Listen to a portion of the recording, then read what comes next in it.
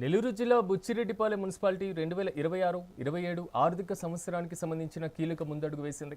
Municipal chairperson Morla Supraja Murali అధ్యక్షతన జరిగిన budget సమావేశంలో సభ్యులందరూ బడ్జెట్ను ఏకగ్రీవంగా ఆమోదించారు.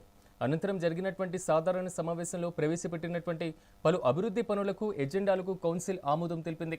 స్థానిక ఎమ్మెల్యే వేమిరెడ్డి ప్రశాంతిరెడ్డి సహాయ సహకారాలతో బుచ్చిరెడ్డిపాలెం మున్సిపాలిటీని రాష్ట్రంలోనే ఒక సుందరమైనటువంటి పట్టణంగా తీర్చిదిద్దుతామని చైర్మన్ అన్నారు. నాగరాజు మీరేమంటారు? 1వ వార్డు కౌన్సిలర్ గారు నాగరాజు శివన్న చెప్పేశాడు. నస్రీన్ అక్క, లలిత అక్క, ఆంటీ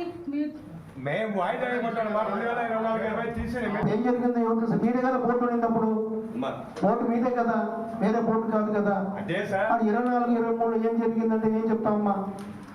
ఇప్పుడు బడ్జెట్ రివైజన్ బడ్జెట్ పెట్టాము, అంచనాలు పెట్టాము, ఇది ఖర్చు అవుతుంది అని పెట్టినది ఖర్చు అవుతుంది కాదు కదా, ఎస్టిమేషన్స్ అది ఇలా అవుతుంది.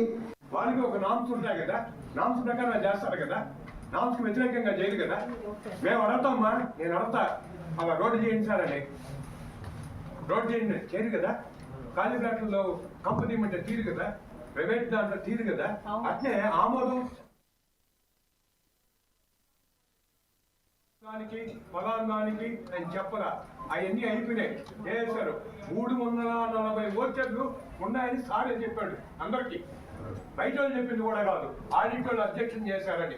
మన ఎన్ని మా సార్ వచ్చే 11 నెలలు అయింది, మన బోర్డు వచ్చి 3 అయిపోయింది. ఇంకా 6 నెలలు మనం కూడా బయటికి పోతాం. తర్వాత నువ్వు అడిగినా చెప్పరు, నేను అడిగినా చెప్పరు.